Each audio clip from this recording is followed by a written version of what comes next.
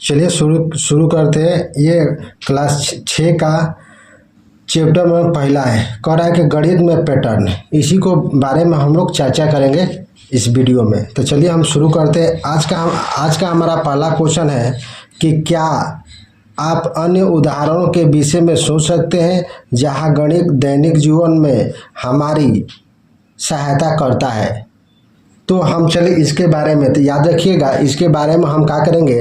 तो चलिए याद रखिएगा,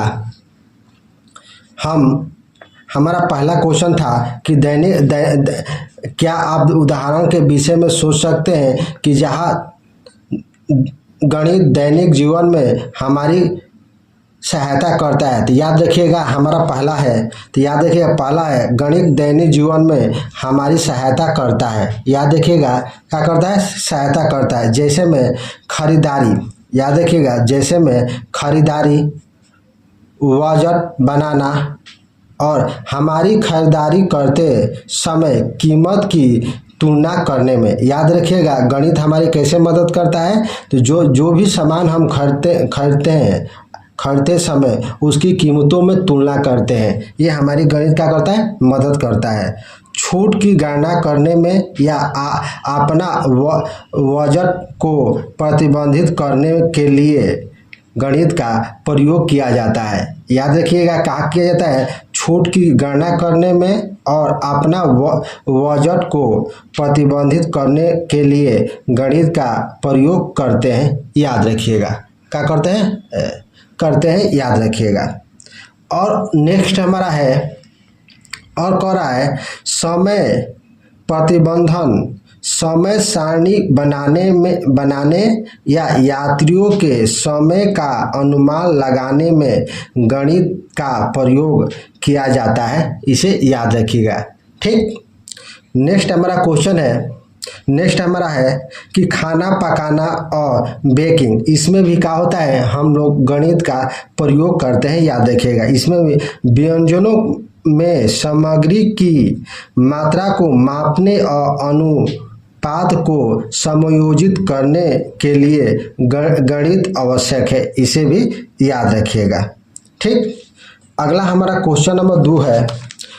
2 कह रहा है गणित ने किस प्रकार मानों को आगे बढ़ाने के लिए प्रेरित करने में सहायता करता है कि आप उन उदाहरणों के विषय में विचार कर सकते हैं जिनमें वैज्ञानिक प्रयोग करना, अपनी अर्थव्यवस्था लोकतंत्र को जानना, पुलों, घरों, अन्य जटिल भवनों के निर्माण करना, टीवी, मोबाइल फोन, कंप्यूटर, ठीक, कंप्यूटर, साइकिल, रेलगाड़ियों, कारों या वायुयानों, कैलेंडरों के घड़े आदि को बनाने में क्या किया जाता है, गणित का उपयोग किया जाता है। तो चलिए इसका हम उदाहरण लेते हैं। तो हमारा 2 का आंसर हो जाएगा, याद रखिएगा 2 का हमारा ये आंसर हो जाएगा कि विज्ञान प्रयोग और अनुसंधान में।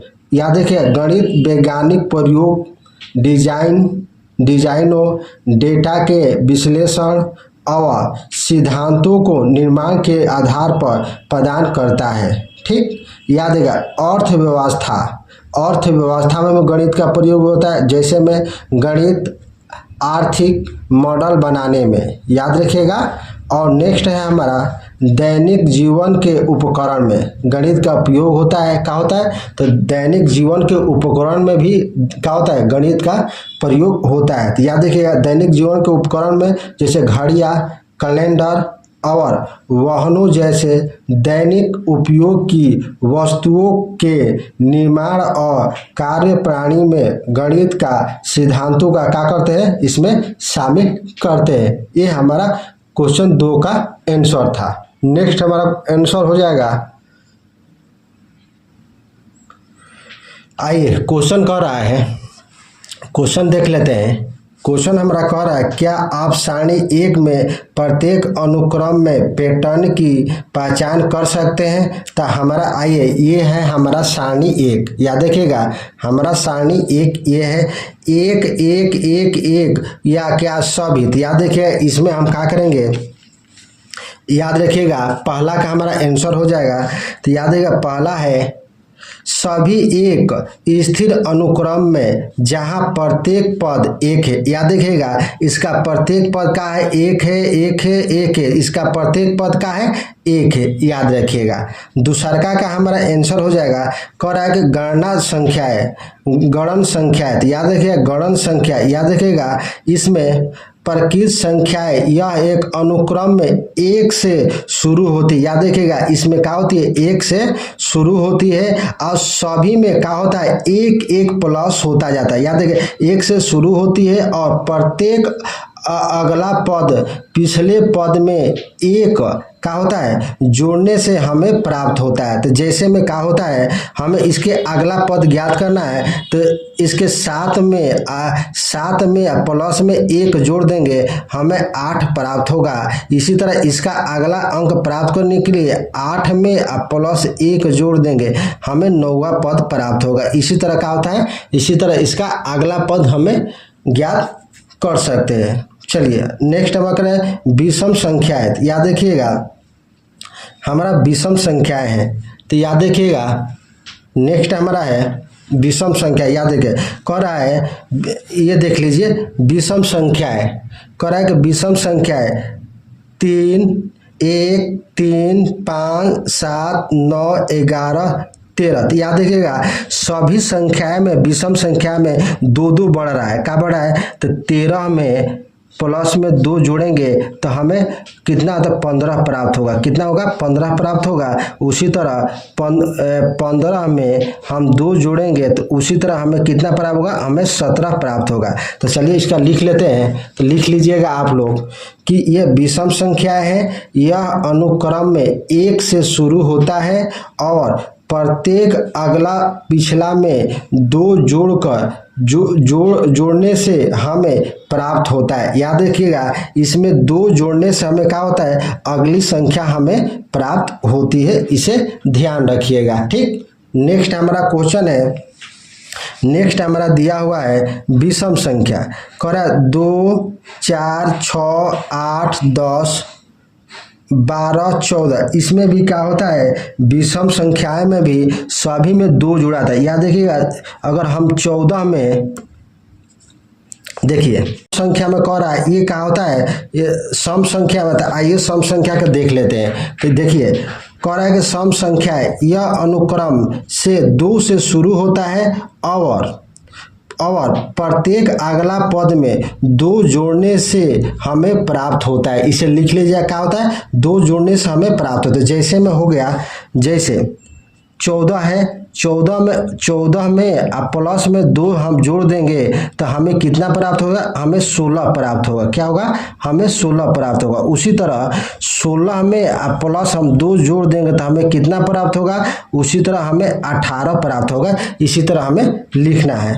चलिए आइए ये वाला हम त्रिभुज वाले देखिए कह रहा है, चलिए त्रिभुज में देखते हैं। कह रहा है त्रिभुजकार संख्या है यह अनुक्रम संख्याओं का योग है। इसमें 1 + 2 और 1 + 2 + 3 आदि प्रत्येक पद में पिछली पद में उसी क्रम में संख्या क्या होती है, जोड़ने से हमें प्राप्त होती है। क्या होती है, उसी क्रम में संख्या जोड़ने से हमें प्राप्त होती है। जैसे में हमें क्या करना है, हमें जैसे 1 और 2 है तो इसमें क्या करेंगे, हमें जैसे संख्या आ गई, जैसे देख लीजिए 1, 2, 3, 4, 5, 6, 7 संख्या है। 7 में क्या करेंगे, 7 पर 28 है तो 28 में हम जोड़ देंगे आपको 8वां, हमें 8वां प्राप्त करना है तो 8वां जोड़ देंगे तो ये हो जाएगा 16, ये 36 प्राप्त होगा। उसी तरह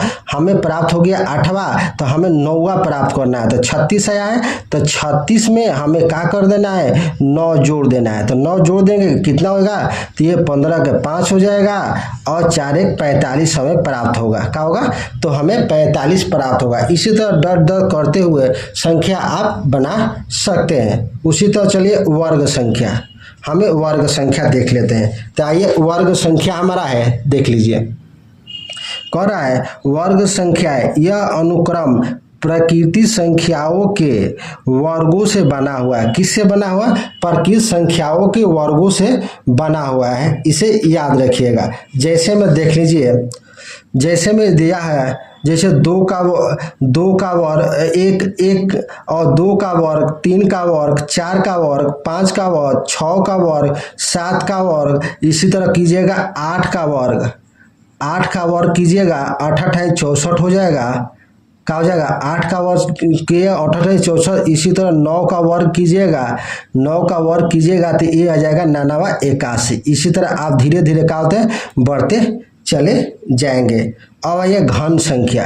घन संख्या देख लेते हैं। तो देखिए हमारा घन संख्या है, कह रहा है घन संख्या यह अनुक्रमक प्रकृति संख्याओं के घनों से बना होता है, जैसे 1 का क्यूब, 2 का क्यूब, 3 का क्यूब आदि।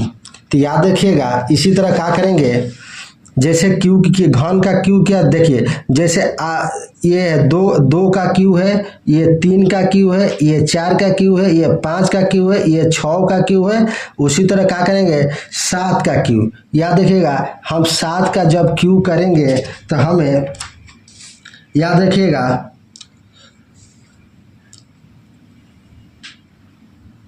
जब 7 का क्यूब करेंगे तो हमें प्राप्त होगा 343। इसी तरह करेंगे।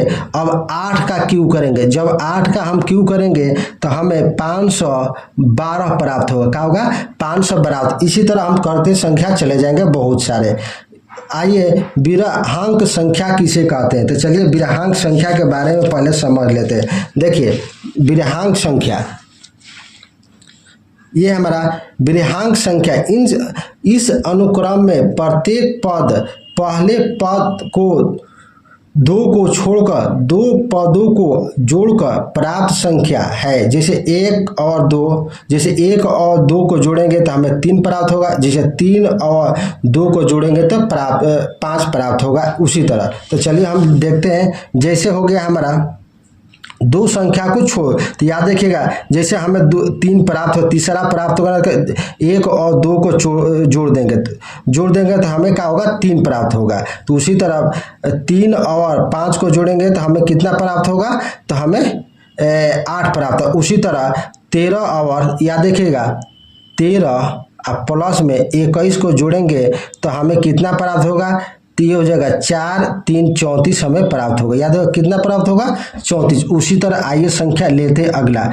जैसे 34 और 21 को जोड़ते हैं तो 34 और 21 को जोड़ते हैं। जब 21 प्लस 21 को जोड़ते हैं तो हमें 3 1 5 होगा, हमें 55 प्राप्त होगा। कितना प्राप्त होगा?